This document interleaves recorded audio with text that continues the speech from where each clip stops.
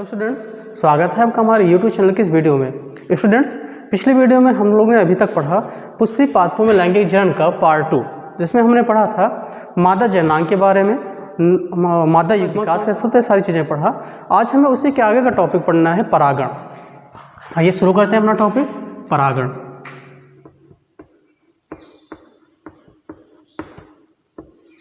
इसे कहते हैं पॉलिनेशन।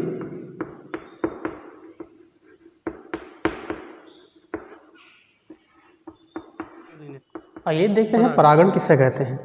आप लोगों को बताया गया था पुष्प के नर भाग और मादा भाग के बारे में। एक बार फिर से उसे को डिटेल में देखते हैं थोड़ा सा।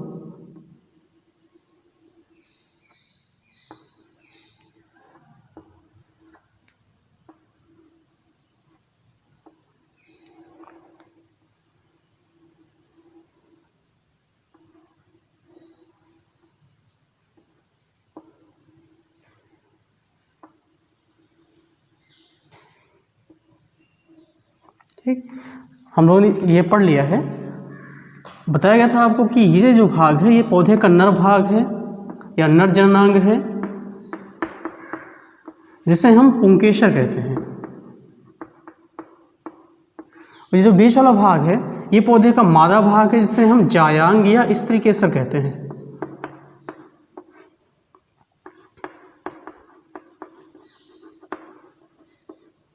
ठीक, पौधे के नर भाग पुंकेसर, मादा भाग स्त्री केसर। जो पौधे का नर भाग होता है पुंकेसर, इसके ऊपरी जो संरचना है ये वाले से परागकोश कहते हैं। और इसी परागकोश में कुछ महीन महीन पाउडर जैसे संरचनाएं पाई जाती हैं। परागकोश के अंदर महीन महीन पाउडर जैसी संरचनाएं पाई जाती है, जिसे हम परागकण कहते हैं। ये परागकोश और परागकोश के अंदर महीन महीन पाउडर जैसी संरचना ये है परागकण। जब कभी ये परागकण मतलब किसी पुष्प के पुंकेसर से परागकण पुष्प के वर्तिकाग्र पर पहुँचे तो इसी प्रक्रिया को हम कहते हैं परागण। ठीक, मतलब किसी पुष्प के पुंकेसर से परागकण निकलकर उसी पुष्प या उसी जाति के किसी दूसरे पुष्प पर जब पड़ता है, पुष्प के वर्तिकाग्र पर जब पड़ता है, उसी को हम कहते हैं परागण होना। ठीक,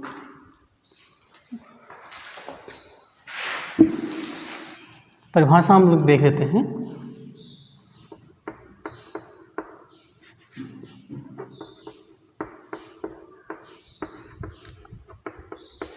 किसी पुष्प के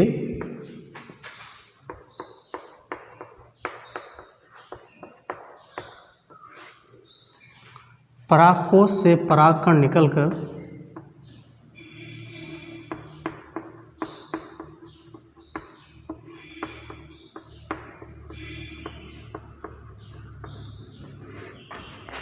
उसी पुष्प या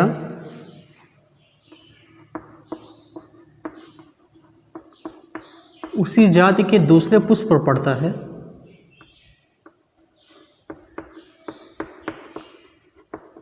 दूसरे पुष्प के वर्तिकाग्र पर।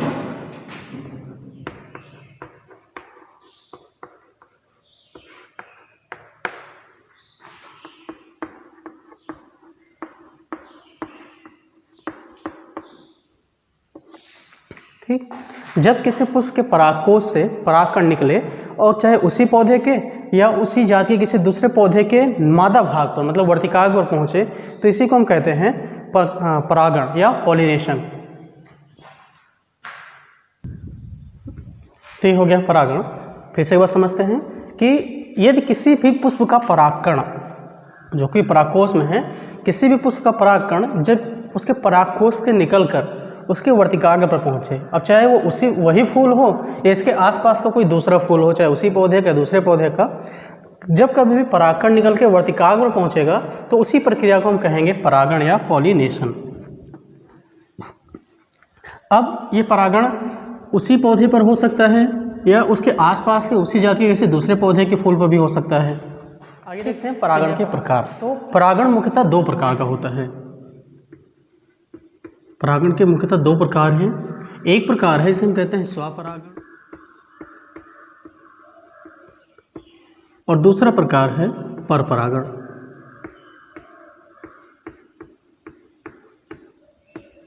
ठीक। तो परागण मुख्यतः दो प्रकार का, स्वपरागण और परपरागण। स्वपरागण मतलब स्व मतलब होता है स्वतः, खुद, अपने आप। तो ऐसा परागण जो अपने आप स्वतः ही हो जाता है उसे हम कहते हैं स्वपरागण।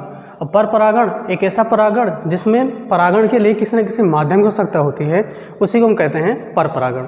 आइए डिटेल में एक को देखते हैं। तो सबसे पहले हम देखते हैं स्वपरागण, या इसे हम कहते हैं सेल्फ पॉलिनेशन,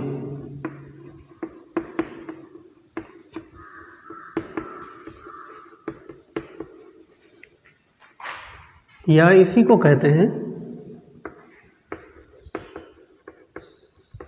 ऑटोगैमी। ठीक, स्वपरागण को हम सेल्फ पॉलिनेशन या ऑटोगैमी भी कहते हैं।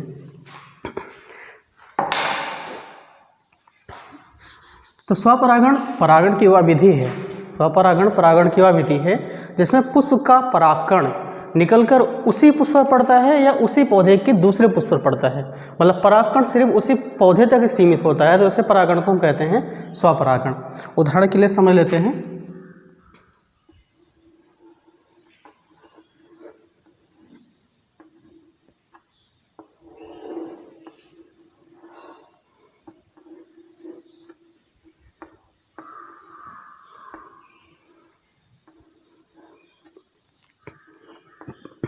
जैसे एक पौधे का ये जननांग बना दिया, नर जननांग, मादा जननांग।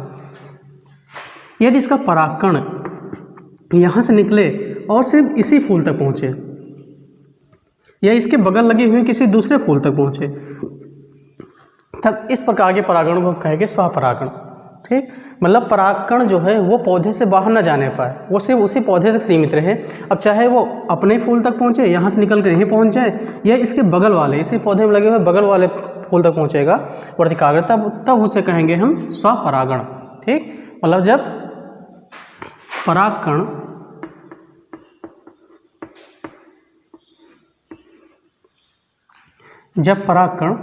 एक मिनट, जब परागकण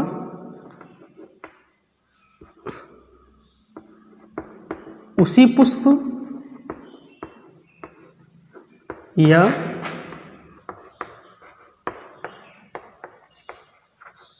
उसी पौधे के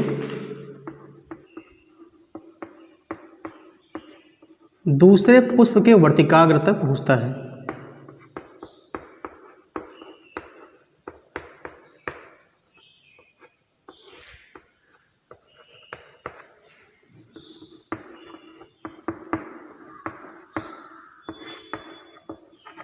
ठीक। मतलब जब परागकण क्या हो, उसी फूल तक सीमित रहे, उसी फूल के वर्तिकाग्र तक, या उसी पौधे के किसी दूसरे फूल के वर्तिकाग्र तक, तो इसे कहते हैं हम स्वपरागण। अब एक चीज़ ये ध्यान देनी है कि स्वपरागण मुख्यतः होता किसमें है। तो स्वपरागण की जो प्रक्रिया होती है सबसे प्रमुख रूप से वो द्विलिंगी पौधों में होता है। मतलब जो स्वपरागण होता है ये मुख्य रूप से द्विलिंगी पौधों में होता है। और द्विलिंगी पौधे का मतलब कैसे पौधे जिसमें नर भाग और मादा भाग एक ही पेड़ में पाए जाते हैं, नर तथा मादा भाग एक ही पुष्प में,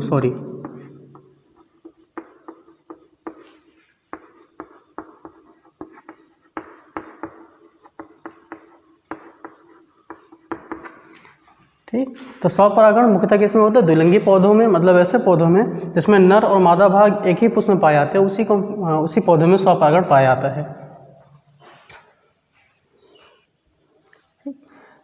तो ये हम लोगों ने पढ़ा स्वपरागण। अब देखते हैं स्वपरागण के लाभ क्या क्या हैं, फायदे क्या हैं, क्या फायदा होता है स्वपरागण होने से।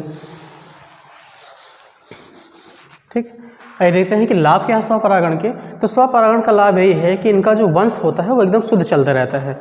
शुद्ध चलने का मतलब कि एक ही पौधे के जो परागकण होंगे उसी पौधे तक सीमित रह जाते हैं, उसी जात तक सीमित रहते हैं। तो इस प्रकार जो पहले वाले पौधे का लक्षण होगा वही आगे के पौधे का लक्षण हो जाएगा। तो इनका जो वंश होगा वो क्या होगा, एकदम शुद्ध चलता रहता है।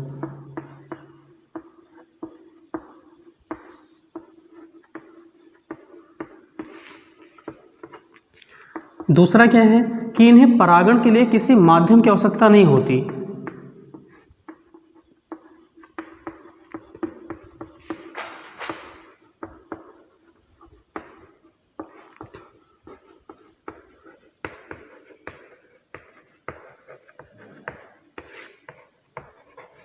ठीक, मतलब इन्हें परागण के लिए किसी भी माध्यम, वायु की, जल की, कीट की, किसी भी चीज़ की कोई माध्यम की आवश्यकता नहीं होती।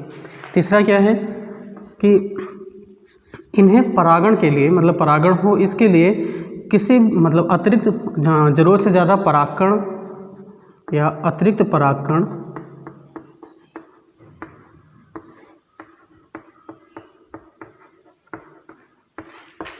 ठीक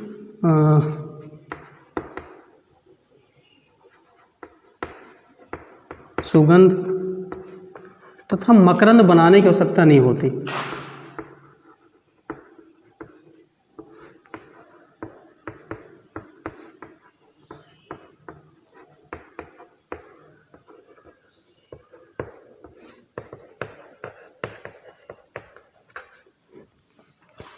मतलब परागण कराने के लिए ना तो इनमें बहुत ज़्यादा परागकण की आवश्यकता होती है, ना ही बहुत ज़्यादा सुगंध की आवश्यकता होती है, ना ही मकरंद की आवश्यकता होती है, इसके कारण कीड़े मकोड़े इनकी ओर आकर्षित होकर आए।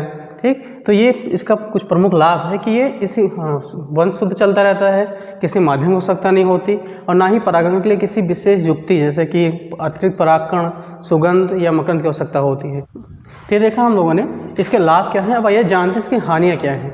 तो स्वपरागण की हानियों में पहले हानि ये है कि इसमें ये आनुवंशिक रूप से कमज़ोर होते चले जाते हैं। मतलब अगर किसी पुरानी पीढ़ी में कोई बीमारी होगी तो आगे वाली पीढ़ियों में बीमारी होने की संभावना ज़्यादा होती है। आगे के पौधों में उनमें बीमारियों से लड़ने की क्षमता कम हो जाती है। इनके बीज आकार में छोटे होते हैं, कमज़ोर होते हैं। इसके अलावा इसके बीज शीघ्रता से पकते नहीं हैं। तो ये हो गया हमारा। देखते हैं अगला टॉपिक, पर परागण या क्रॉस पॉलिनेशन या एलोगैमी। तो पर परागण का मतलब होता है जब उसी जाति के किसी दूसरे पौधे पर या दूसरे जाति के पौधे के वर्तिकाग्र पर पहुंचता है तो उसे कहते हैं पर परागण। ठीक, जैसे मान लेते हैं कि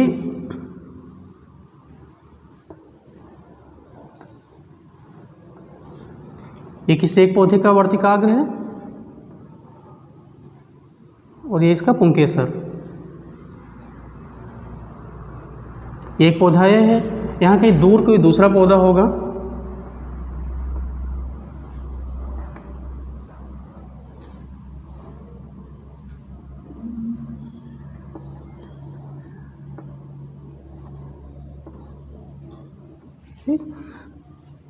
एक पौधा ये है, एक पौधा ये दोनों अलग अलग पौधे के फूल दिखाए गए हैं, फूल के भाग।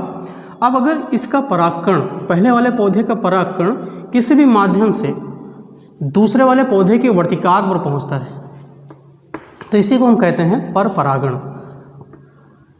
एक का परागकण जब किसी अपने ही जाति के दूसरे पौधे के वर्तिकाग्र पर पहुंचता है तो इसे कहते हैं पर परागण या क्रॉस पॉलिनेशन। ठीक, अब अभी हमने पढ़ा था, इससे पहले वाले जब स्वपरागण पढ़े थे तो उसमें था कि जो स्वपरागण होता है वो अधिकांशतः मुख्यतः द्विलिंगी पौधे में होता है, जबकि जो पर परागण होता है ये एक लिंगी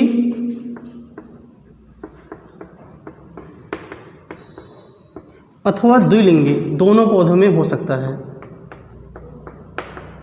वो मतलब पर परागण द्विलिंगी पौधों में भी हो सकता है या एक लिंगी पौधे में भी हो सकता है, दोनों में भी हो सकता है पर परागण। ठीक, अब क्या हो रहा है कि परागकण एक स्थान से दूसरे स्थान तक पहुंच रहा है। मतलब मान लेते हैं ये पौधा यहाँ लगा हुआ है, ये पौधा से थोड़ा दूर है, तो दोनों के बीच दूरी है।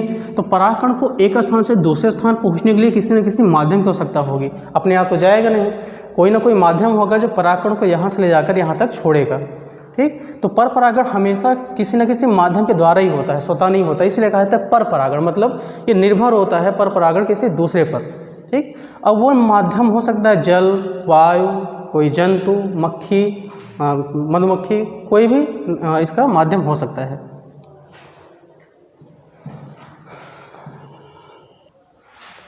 आइए देखते हैं परागण के प्रकार। पर परागण कितने प्रकार का होता है, कौन कौन सी युक्तियां हैं, इसे देखते हैं।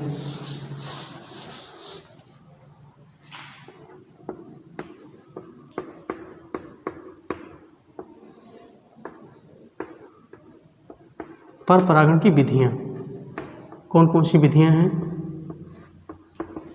तो पर परागण की कई विधियां हैं, जितने इसके माध्यम है उस माध्यम के बेस पर अलग अलग विधियां हैं। जैसे अगर वायु द्वारा परागण हो रहा है तो उसे कहते हैं वायु परागण, जल द्वारा परागण हो रहा है तो उसे कहते हैं जल परागण, अगर किसी कीट द्वारा परागण हो रहा है तो उसे कहते हैं कीट परागण, अगर हम खुद मनुष्य खुद कृत्रिम विधि द्वारा उसका परागण कर रहा है पौधों का तो उसे कहते हैं हम कृत्रिम परागण। तो हम बारी बारी से एक एक को देख लेते हैं। तो पर परागण की सबसे प्रमुख विधि है जिसे हम कहते हैं वायु परागण।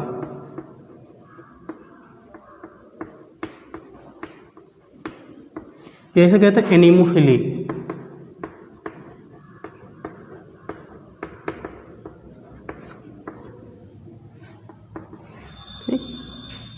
मतलब जब किसी पौधे का परागकण हवा के कारण उड़ के एक पौधे से दूसरे पौधे के वर्तिकाग्र पर पहुंचता है, जब परागकण वायु द्वारा एक पौधे से दूसरे पौधे तक पहुंचता है तो उसी को हम कहते हैं वायु परागण। ये मुख्यतः होता है गेहूं, मक्का, जौ आदि में।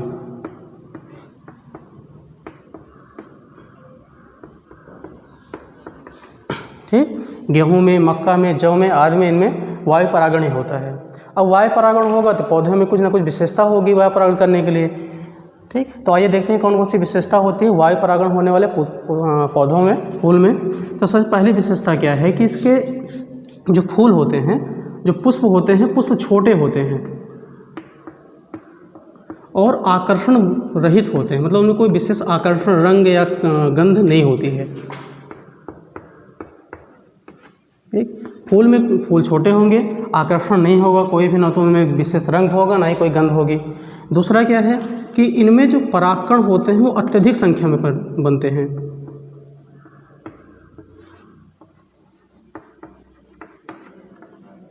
परागकण अधिक संख्या में बनते हैं।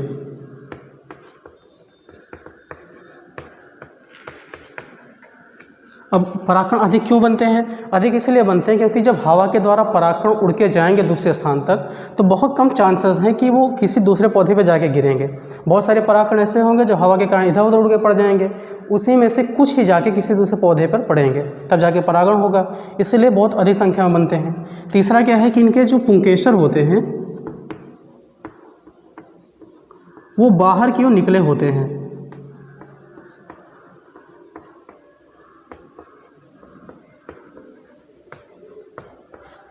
पुंकेसर बाहर की ओर निकले होते हैं, जैसे आप लोगों ने मक्का में देखा होगा।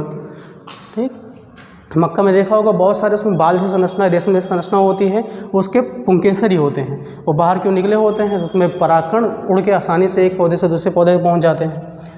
इसके अलावा इसके जो परागकण होते हैं वो बहुत ही हल्के और शुष्क होते हैं ताकि वो आसानी से उड़ के एक पौधे से दूसरे पौधे तक पहुँच जाएँ। ठीक, तो ये हो गया वायु परागण। आइए देखते हैं अगला परागण, जिसे हम कहते हैं जल परागण।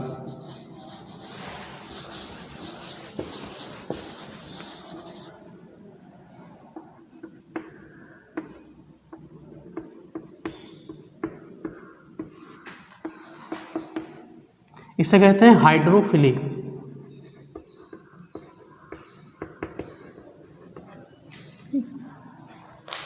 अब इसका मतलब क्या है कि जब पौधे में परागण जल के माध्यम से होता है तो उसी को हम कहेंगे जल परागण। मतलब जब पौधे का पुंकेसर, किसी एक पौधे का पुंकेसर जल के माध्यम से एक स्थान से दूसरे स्थान तक, एक पुष्प से दूसरे पुष्प तक जाता है तो उसी को कहते हैं जल परागण या हाइड्रोफिली।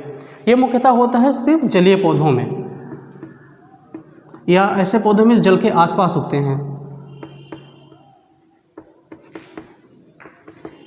जल परागण वैसे पौधों में होता है जो जलीय होते हैं या जल के आसपास ही किसी नदी, तालाब या पोखर के आसपास उगते हैं, उन्हीं में जलीय परागण होता है। अब जल परागण होने के लिए पौधों में कुछ विशेषता भी होती है, उनके फूल में कुछ विशेषता होती है। देखते हैं पहली विशेषता क्या है। तो पहली विशेषता ये है कि इसके जो पुष्प होते हैं वो छोटे होते हैं, मकरंदहीन होते हैं, मतलब उनमें मकरंद नहीं होता है। ठीक, और विशेष कोई सुगंध भी नहीं होता है, सुगंधहीन होते हैं, ना तो मकरंद होगा ना ही सुगंध होगा कोई, और पुष्प छोटे होते हैं। ठीक, इनके जो परागकण होते हैं वो बहुत ही हल्के होते हैं।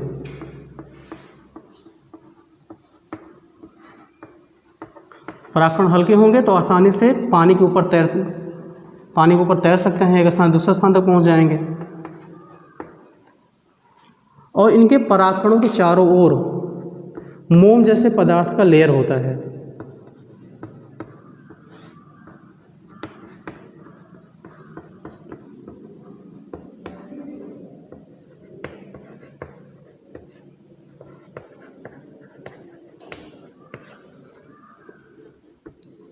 परागकण के चारों ओर मोम जैसा पदार्थ लगा रहता है।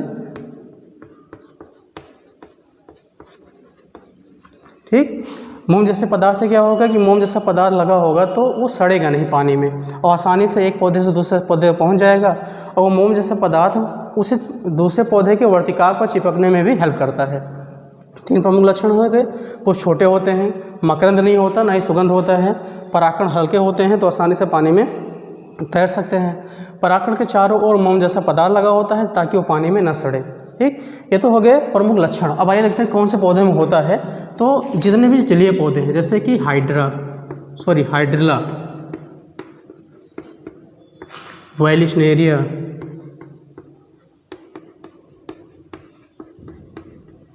जलकुंभी, इन सब में क्या होता है, इन सब में जलीय परागण होता है। और बहुत सारे पौधे हैं इनमें जलीय परागण होता है। ये इसका उदाहरण हो गए हाइड्रा, वाइलिशनेरिया और जलकुंभी। नोट कर लीजिए इसे। आइए आगे देखते हैं जंतु परागण या जूफिली। तो जब जंतु द्वारा संपादित होगी, कोई जंतु हेल्प करता है परागण में तो उसी को कहते हैं जंतु परागण। जैसे कि जंतुओं में कौन हेल्प करेगा, तो सबसे मुख्य हैं मक्खी, कीट।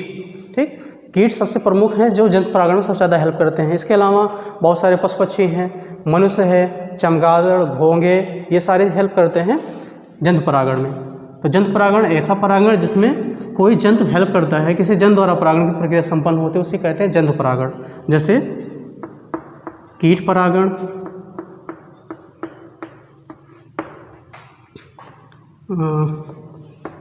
पक्षी परागण,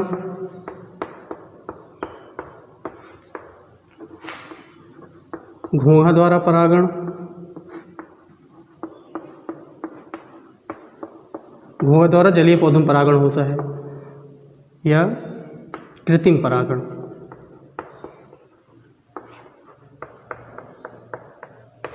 ठीक, तो ये प्रमुख परागण के प्रकार हैं जंतुओं द्वारा संपादित होते हैं, जिसमें से सबसे प्रमुख है कीट परागण। आइए इसे देखते हैं। कीट परागण, कीट परागण को कहा जाता है एंटोमोफिली।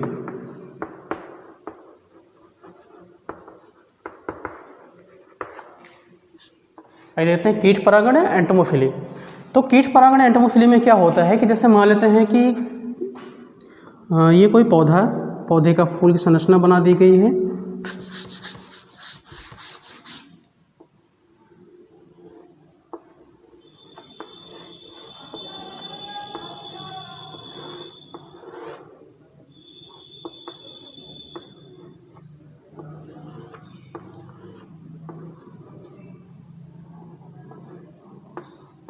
ठीक, अब मान लेते हैं कोई कीड़ा मकोड़ा जैसे कि मधुमक्खी आके इस पर बैठेगी, तो मधुमक्खी जब बैठेगी तो जो मधुमक्खी के पैर होते हैं, उसकी बॉडी होती है, उसमें ब्रश जैसे संरचनाएं होते हैं, इनमें रोए होते हैं। ठीक, तो ये इसके जो परागकण होंगे, हल्के परागकण होते हैं, तो इसके परागकण उसके ब्रश में, उसके ब्रश संरचनाओं में पूरे शरीर में चिपक जाएगी। तो ये परागकण को उसने यहाँ से उठा लिया। अब वो जाके जब दूसरे किसी पौधे पर जाके बैठेगी तो परागकण को वहाँ ले जाके छोड़ देगी। जैसे वर्तिकाक दिखा दिया गया दूसरे पौधे का। अब उसने क्या किया, यहाँ से परागकण उठाया, यहाँ से उड़ी और लाके यहाँ पे छोड़ दी। ठीक, तो इसी को कहते हैं हम कीट परागण। यहाँ मधुमक्खी द्वारा परागण हो रहा था, कीट परागण है। अधिकांश पौधों में कीट परागण ही होता है। जितने भी कलरफुल पौधे होते हैं, अधिकांश पौधों में कीट परागण ही होता है। मतलब कीड़े मकोड़े एक फूल पर बैठते हैं मकरंद लेने के लिए या उसकी कलर की ओर आकर्षित होकर, और वहाँ से परागकण को इकट्ठा करके दूसरे पौधे ले जाकर छोड़ देते हैं। इस प्रकार आसानी से परागण की प्रक्रिया संपन्न होती है। इसे कहते हैं कीट परागण या एंटोमोफिली। अब किन पौधों में कीट परागण होता है, तो अधिकतर उन्हीं पौधों में कीट परागण होता है जिनके फूल बहुत ही चमकीले होते हैं, मतलब बहुत आकर्षक होते हैं, और जिनमें सुगंधित होते हैं, मतलब रंगीन,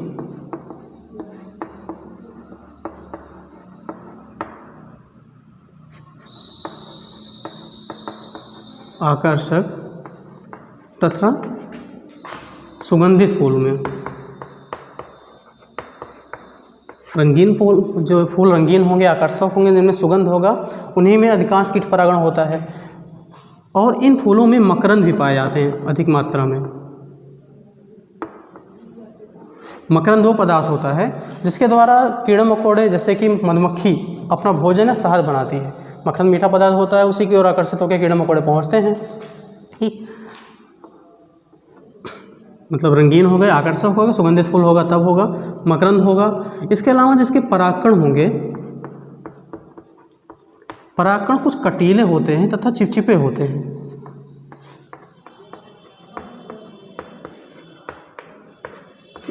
कटीले होने और चिपचिपे होने से आसानी से वर्तिकाग्र पर पहुँच के चिपक जाते हैं, तो आसानी से परागण हो जाता है। तो अधिकांश पौधों में कीट परागण होता है। ये उदाहरण देखते हैं कौन कौन से उदाहरण हैं कीट परागण के। तो कीट परागण के उदाहरण है धतूरा, धतूरा में भी कीट परागण होता है। मक्का, तंबाकू, तंबाकू के पौधे में अंजीर, आर्किड आदि।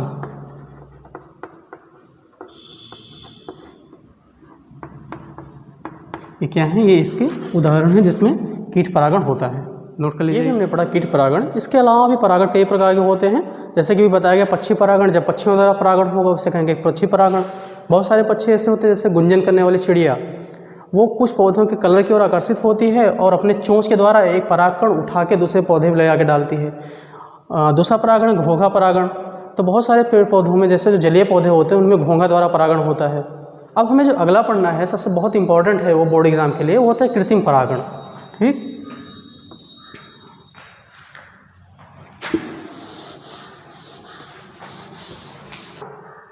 ये देखते हैं कृत्रिम परागण या आर्टिफिशियल पॉलिनेशन। जैसे कि नाम से पता चला कृत्रिम, तो कृत्रिम मतलब क्या होता है? तो कृत्रिम मतलब होता है जब कोई काम मनुष्य करता है। ठीक, एक तो प्राकृतिक होता है प्रकृति द्वारा, दूसरा है मनुष्य द्वारा। जब मनुष्य अपने फायदे के लिए, अपने लाभ के लिए परागण कराता है तो उसी को कहते हैं कृत्रिम परागण। ठीक, मतलब हम किसी ऐच्छिक लक्षण की प्राप्ति के लिए किसी एक पौधे के किसी दूसरे जात के पौधे का परागण दूसरे जात के वर्तिकाग्र को छोड़ेंगे तो उसी को कहते हैं हम कृत्रिम परागण, आर्टिफिशियल पॉलिनेशन। जब हम लोग पढ़ेंगे मेंडल के नियम, मेंडल के नियम जो हम आनुवंशिकता वाले चैप्टर में पढ़ेंगे तो उसमें हमें पढ़ना होता है कि कैसे मेंडल ने परागण किया था। ठीक, आइए हम यहाँ ही देख लेते हैं कि परागण कैसे होता है, कृत्रिम परागण। अब कृत्रिम परागण में दो विधियाँ होती हैं। कृत्रिम परागण को दो भागों में बांटा जाता है। एक होता है जिसे हम कहते हैं विपुंसन और दूसरा होता है थैलीकरण। विपुंसन और थैलीकरण। ठीक, अब जैसे मान लेते हैं कि कोई भी दो जाति के पौधे हैं। जैसे अगर हम मेंडल के नियम के हिसाब से मानेंगे, चलो मेंडल ने क्या किया था, अपने नियमों में दो पौधे लिए थे मटर के, एक लंबा पौधा लिया और एक बौना पौधा लिया। हम उसी का उदाहरण मान लेते हैं ताकि हमें आगे भी समझने में आसानी होगी। ये मान लेते हैं मेंडल का एक पौधा है, मेंडल द्वारा लिया गया मटर के पौधे का ये संरचना दिखाई गई है फूल की।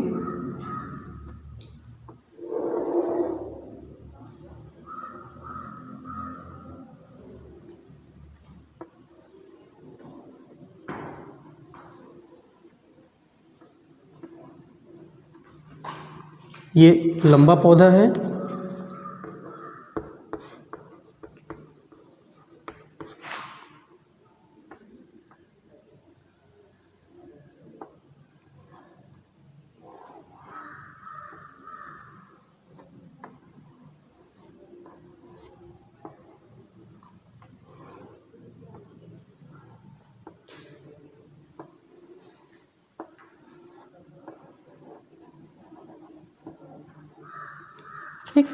एक लंबा पौधा है और ये छोटा पौधा बौना पौधा है।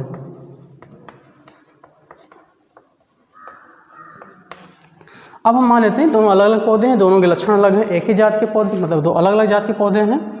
अब हमें इन्हीं दोनों में क्रॉस कराना है। अब चाहे हम इसका परागण इस पर छोड़ दें, चाहे इसका परागण इस पर छोड़ दें, परागण होगा कृत्रिम परागण। आइए देख लेते हैं। इसी में हम मान लेते हैं कि हमें इसका परागण क्या करना है, इसका परागकण इसके ऊपर डालना है। ठीक, मतलब हमें परागण कराना है किसमें, लंबे पौधे पर किसका परागण कराना है, बौने पौधे का।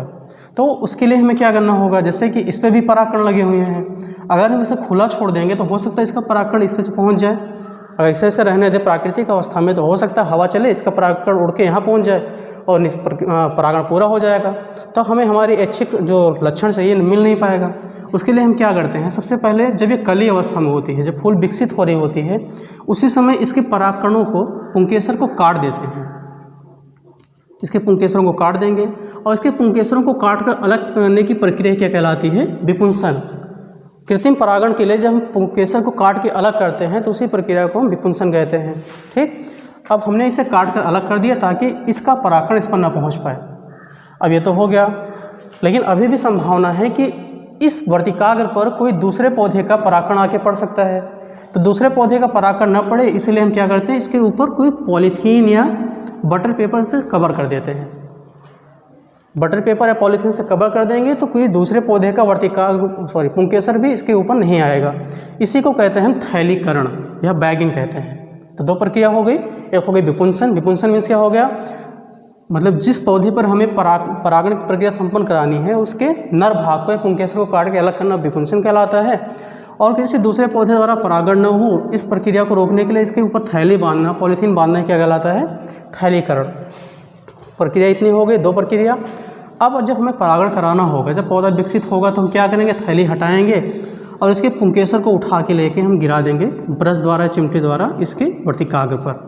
ठीक, तो किसी एक पौधे का वर्तिकाग्र जब हम चिमटी से किसी प्रक्रिया द्वारा दूसरे पौधे के जब किसी एक पौधे का पुंकेसर चिमटी या ब्रश से हम किसी दूसरे पौधे के ऊपर डालते हैं, जिसे कहते हैं हम कृत्रिम परागण।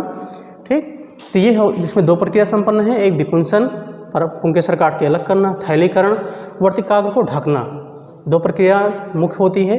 ये कई बार बोर्ड एग्जाम में पूछा भी गया है, तो ये बहुत इंपॉर्टेंट है आपके लिए। अब कृत्रिम परागण कराते क्यों हैं, तो कृत्रिम परागण हम कराते हैं हमेशा नए लक्षणों की, ऐच्छिक लक्षणों की प्राप्ति के लिए। जैसे मेंडल ने जब कृत्रिम परागण कराया था लंबे पौधे और बौने पौधे का, तो इन्हें क्या मिला था, इन्हें मिला था संकर लंबा पौधा। संकर मतलब हाइब्रिड, मतलब ऐसा पौधा जो जिनमें दोनों के लक्षण संपन्न थे। ठीक, तो हो गया आपका कृत्रिम परागण। हमेशा अच्छी पर परागण से हमें फ़ायदा क्या है, तो पर परागण से जो नए फल बनते हैं वो स्वादिष्ट होते हैं, आकार में बड़े होते हैं तथा उनमें बीजों की संख्या भी काफ़ी अधिक होती है। मतलब बनने वाले फल क्या होंगे, पर परागण के फलस्वरूप जो फल बनेंगे वो स्वादिष्ट होंगे, आकार में बड़े होते हैं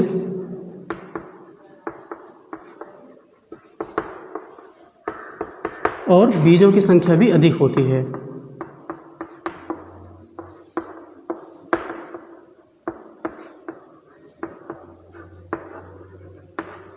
ठीक, तो एक फ़ायदा ये है। दूसरा फ़ायदा क्या है कि इसमें जो हमेशा क्या होता है, तो जब नई नई जातियाँ मिलती हैं तो हमेशा एक नई जाति का निर्माण होने की संभावना होती है। मतलब पर परागण के फलस्वरूप नई जाति की उत्पत्ति की संभावना होती है।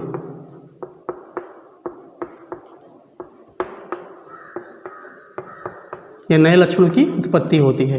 ठीक, अब जब दो अलग अलग पौधों से मिलकर बने होते हैं तो उनमें जो रोग प्रतिरोधक क्षमता होती है वो भी बेहतर होती है।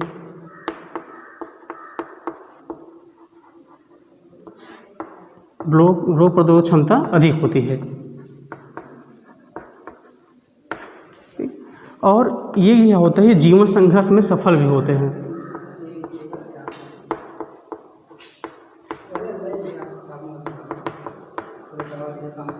अब जीवन संघर्ष में सफल होने का मतलब कि ये वातावरणीय दशाओं जैसे कि ताप, दाब, वर्षा, इन सबको सहने में काफ़ी हद तक सक्षम होते हैं नॉर्मल मतलब पुराने पौधों की अपेक्षा। तो अभी तो हमने पढ़ा पर परागण के लाभ। जहाँ पर परागण के फायदे हैं वहीं पर परागण के कुछ नुकसान भी हैं। अब क्या नुकसान है, तो सबसे पहले देखते हैं कि हमेशा पर परागण के लिए दूसरे माध्यम पर आश्रित होना पड़ता है।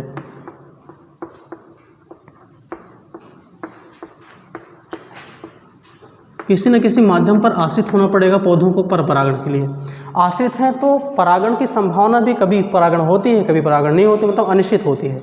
पर परागण हमेशा हो जाएगा ये संभव, मतलब ये कहा भी नहीं सकता कि पर परागण हमेशा हो जाएगा, अनिश्चित भी होती है।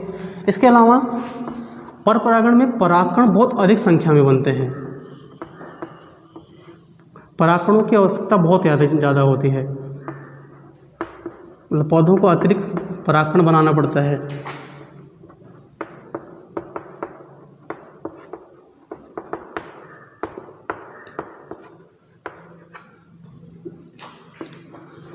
और तीसरा है कि पर परागण द्वारा कभी भी शुद्ध मतलब बहुत कम संभावना होती है कि शुद्ध नस्ल के पौधे मिल जाएंगे, क्योंकि पर परागण में हमेशा संकर प्रजाति के या हाइब्रिड प्रजाति के पौधे ही मिलते हैं।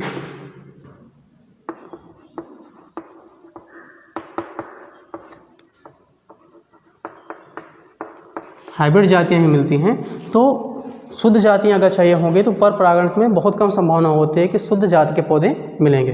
ठीक, तो ये हो गया है पर परागण के फायदे और पर परागण के। बच्चों, आज हम लोगों ने पढ़ा परागण पूरा, स्वपरागण, पर परागण, कौन कौन सी विधियाँ हैं, सारी चीज़ें पढ़ ली हैं।